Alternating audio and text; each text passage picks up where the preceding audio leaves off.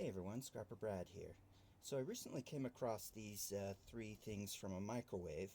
One of my neighbors had taken apart their old microwave to, to basically just make it smaller so they could throw it away. Well, I found out they'd taken it apart, and I asked if I could have these different pieces from it. First, we have the big transformer. I have not scratched it yet to see if it's copper. I will during this video. We've got the large fan motor for, this must have been an over-the-range microwave, because of this motor for that big fan that will suck up smoke and steam and other things like that. And then we've got this smaller fan motor. I'll start the video by taking this apart first, and then we'll go from there. Alright, we'll start by unscrewing these bolts, and hopefully the motor will just fall out.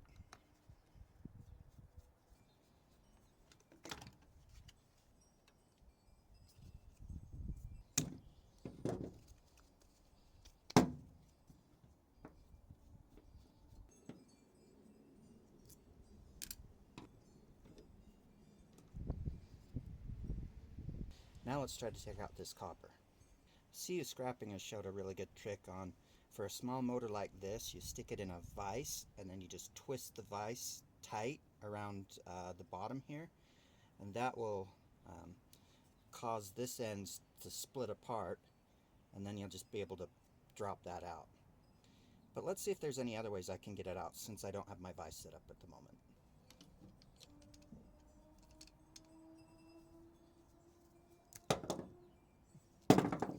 Well, that worked better than I expected. Now there's still this steel right here in the middle, and it's probably pretty rusted in there. If they're not this rusted, usually these pieces of steel, the steel crossbeam will just fall right out, or you can just push it right out. I think what I'll have to do is just peel the sides off, these plastic sides off, and then I can unwind this plastic. First, I'll take these little brass plug ends here, take those off.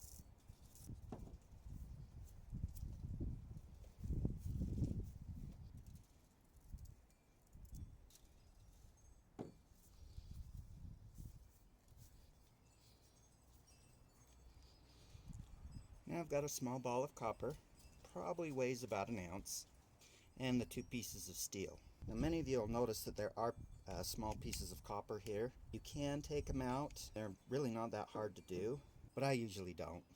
I just find it too much work for too little. So I just throw this in with the rest of my steel. Now let's work on the fan motor from underneath the microwave.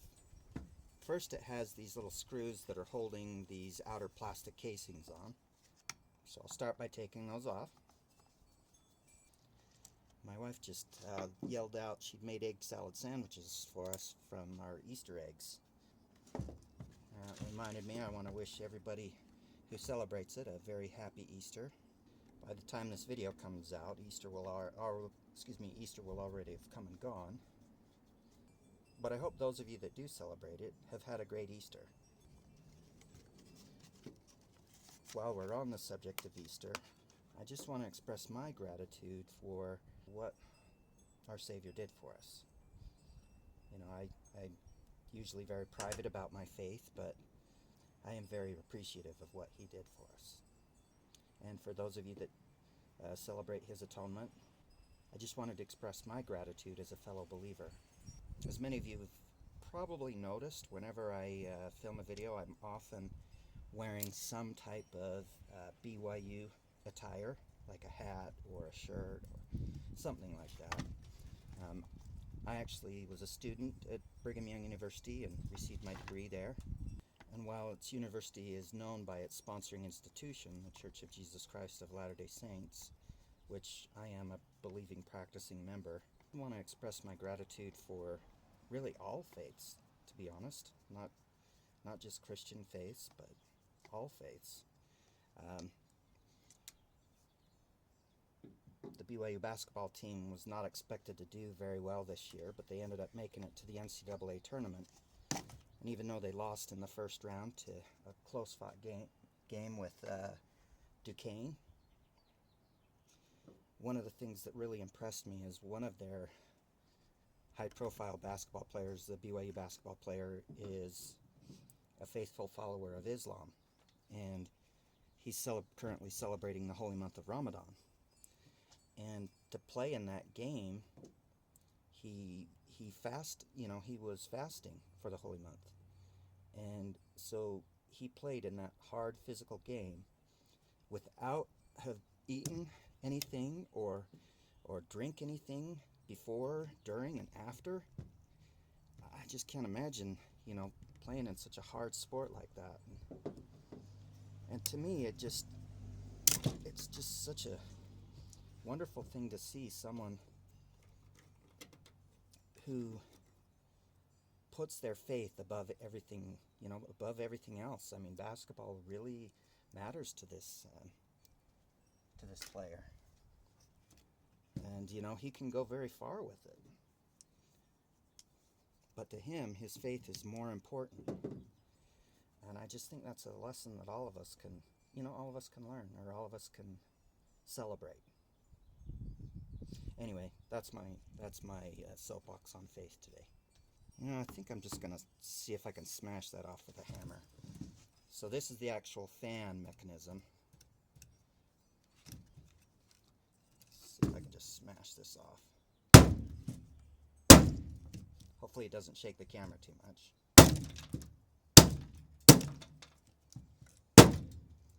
And it goes without saying that you want to wear safety glasses when you do this.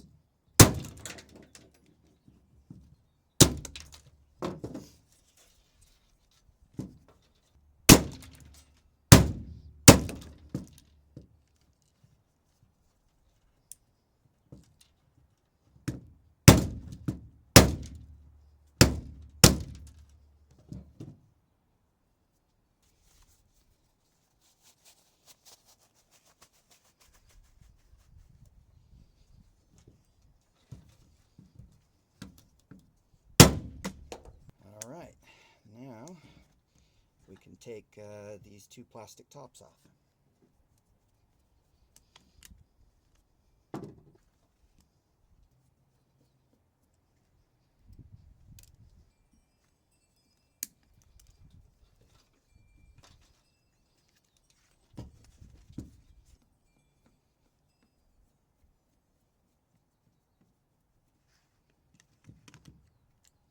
Alright, so we got those caps off.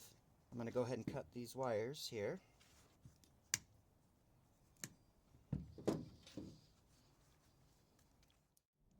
Okay, sorry about that. My camera ran out of space and I didn't realize it, so I'm not sure how much of you saw of me taking this motor apart, but I've got it down to mostly just the good stuff. And if it didn't record it, I did scratch it right here, and it is copper. So now I'll just work on taking off these cast aluminum pieces.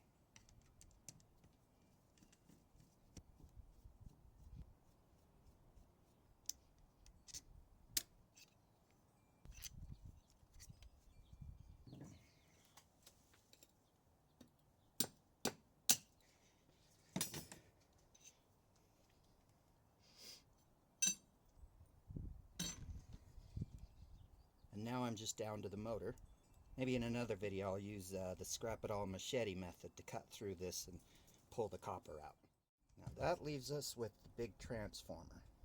Now really whether I'm going to do much more to it depends on whether these windings here are copper or aluminum. If they're copper, then I will break this transformer open and take those out. Even if just one of them's copper and the other's aluminum, I'll still do that.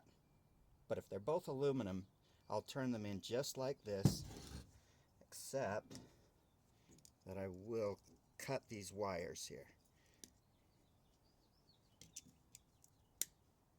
And take these pieces of brass.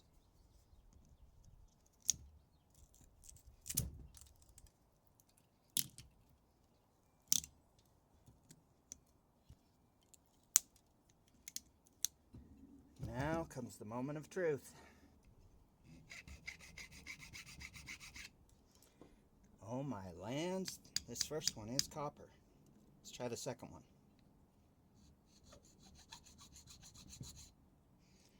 That one is aluminum, unfortunately.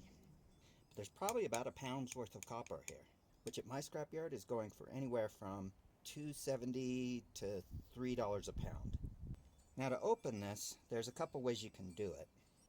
One is I could take an angle grinder and cut along the weld, and there's one just like this on the other side if I flip it over. Or I can take a heavy hammer and smash along those welds there, and it will eventually break off. The only type of hammer I have is one of these, and while it does work, it takes a lot of work. No pun intended. In fact, let's just try it. Now I've moved everything off my truck bed, even though that would probably be a better place to try to do this, but I think it would shake the camera too much. Anyway, let's try it.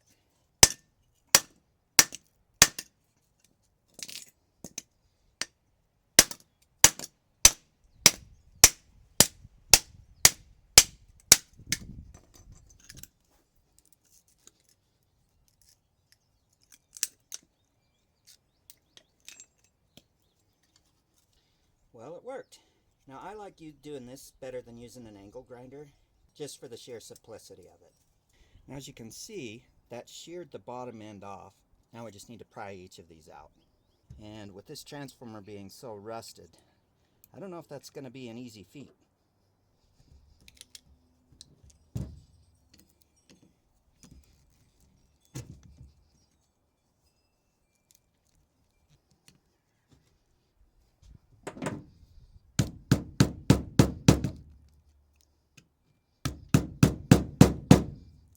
Yeah, the other ones that I've done, they usually just pop right out.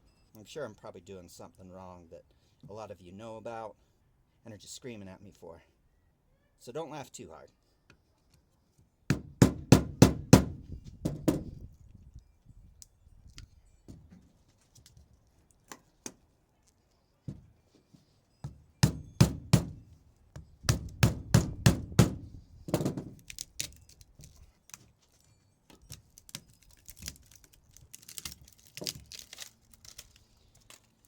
All right.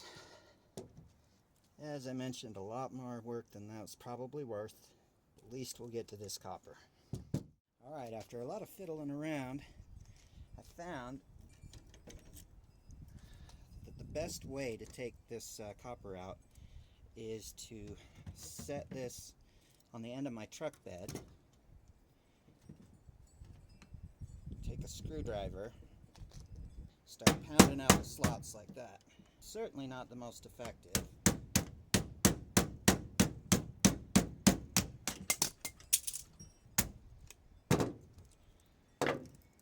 Especially considering I'm most likely only going to get about $3 for this copper. So when it's that stuck, if I find one that's that stuck in the future, I think I'll just turn it in as transformer weight. Because normally, when they're not all rusted like this, the ones that I have taken apart, as soon as you shear off this steel piece here, you can just kind of slide them right out. But since this one had been sitting out in the weather for so long and got all rusted, it just made it a lot harder to pull out. Anyway, why don't you share some of your comments on how you get stuck pieces of copper out like this? I'd be interested to know. Let's summarize what we pulled out of those things. First, we got all the steel.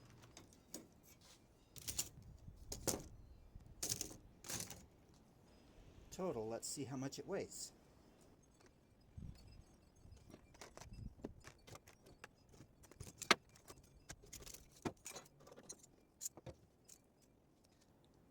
£9, 4 ounces. Now I just took some steel to the scrapyard yesterday, and they gave me 5 cents a pound. So obviously that wouldn't be a lot, but the good thing about this type of steel is because it's so compact, you can put a lot of it in a small space for it to add up quickly. Next, we got these 2 aluminum caps. Total, they weigh 4 ounces. Then we got this small bit of wire, and it weighs 1.4 ounces. We got this motor, which thankfully is copper, so I will cut that out and hopefully include that on another video. That weighs 1 pound 9 ounces, so about a little over 1.5 pounds. We got the aluminum that we cut out of that transformer. That weighs about 5.5 ounces. Now, I don't know, my scrapyard may give me clean aluminum for this. My guess is though that they'll give me dirty aluminum since there is this varnish on it. But that'll be interesting to see what they give me. Then the copper. That is 1 pound 3.5 ounces. It's interesting though, with that transformer, all the things that I thought would be hard turned out to be easy, like breaking the welds on the transformer. And the easy stuff, like actually pulling the copper and aluminum out, turned out to be really hard. Anyway, if you made it this far in the video, as always, you're awesome. Thanks for watching. Have a great rest of your day.